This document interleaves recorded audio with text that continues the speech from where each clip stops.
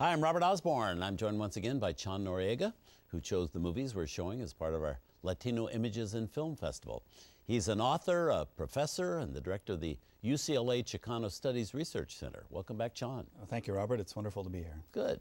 The movie is Trial. MGM made it in 1955, and it's a movie very relevant still today. This movie is so interesting in comparison to The Lawless, which we showed earlier, because this is from MGM, big studio, big budget, big stars this time, in a major production. Tell us what this story is about and how it differs, say, from The Lawless. Well, it's interesting. The Lawless was in many ways an anti-McCarthy parable. This film goes to the complete other extreme. It's a rabidly anti-communist film. In some ways a standard courtroom drama, which is a fairly recurring way in which a lot of the Latino social problem films get resolved. They usually get resolved in the courtroom. What's interesting that this film picks up on, that's also in The Lawless, is the main protagonist, in this case played by Glenn Ford, essentially becomes a father figure for the Mexican-American youth who's at the center of the story.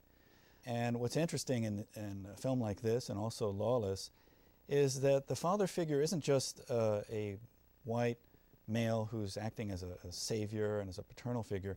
He's also representing a social institution. And in this case, it's the law. And it becomes very crucial to how the film resolves the false accusation of murder and rape that the young boy played by Rafael Campos is subject to. This movie is somewhat of a landmark too, isn't it? Because isn't this the first time that you have a judge in an American court played by a Puerto Rican? Well, at the time, the press recognized this as the first Hollywood film in which a black actor is portraying a judge, and it's a very strong role. The actor is But it's not a black actor, right? Well, he is and he isn't. The actor is Juan Hernandez, a Puerto Rican actor who spent part of his youth in Brazil. Right. He's Afro-Caribbean actor. That would have been too much of a leap, I think, for Hollywood to get its mind around. Yeah. The industry has had very clear expectations of what that means. It doesn't reflect the reality of Latino, not as a racial category, but as a mixed race and multiracial category. Well, this movie, I have to say, besides all these social issues and all of that, is just a terrific it's kind of a great courtroom thriller, and it's got this great cast. So it's high entertainment, even just as a movie. As problematic as as one can see it on several levels, it's a very strong film. And when it came out, the studio was really hyping it in relationship to Blackboard Jungle, which had also starred Glenn Ford and Rafael Campos. Same year. And had been a very popular film. So they were very strongly trying to make that connection. But the connection exists at a deeper level as well, given that the film ultimately ends up emphasizing juvenile delinquency as much as it does anti-communism. Right. Well, let's have a look. Great film. Here's the movie with an Oscar-nominated supporting performance by Arthur Kennedy. Movie directed by Mark Robson. Here's Trial. Arthur Kennedy, who played Barney Castle, earned an Oscar nomination as Best Supporting Actor for his work in this movie. And with me to talk more about the film is our co-host of this month's look at Latino Images in Film, author and professor Chon Noriega. Now, I haven't read the book this is based on by Don Mankiewicz, but are you aware of the book, and did it follow this same storyline pretty much? Well, it made two crucial changes. One is the book was fairly balanced in terms of being critical of McCarthyism and communism. And that shifts more towards an anti-communist story. But the other is, at the end of the book, the character played by Rafael Campos is executed once found guilty.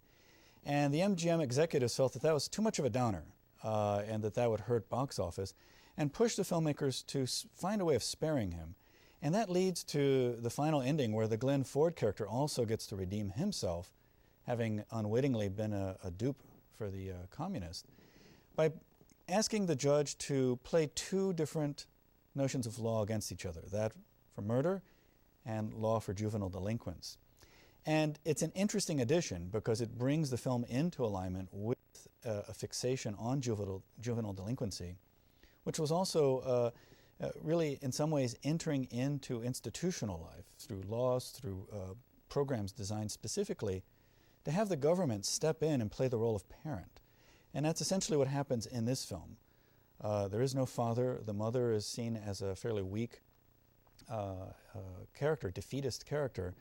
And so the solution is to have the government come in through a state industrial school and take over raising the Mexican-American youth until it feels that he is ready to go back into society. It's a very interesting twist that changes the dynamic of the novel, but also it's very much in line with what the films of that period were doing in general in terms of dealing with Latino and African-American youth. Let's talk a little about Cata Gerardo. She's such a wonderful presence that plays the mother. She was so, so dynamic and memorable in High Noon. Absolutely. Did a lot of American films and was a great star in Mexico, wasn't she? Yeah, she's certainly a powerful actress, and unfortunately this role really doesn't do justice to her. No, but she got a job, talents. so that was great. Always good to see her. Yeah. Wonderful actress. Well, let's move on. Up next, we have a TCM premiere for you.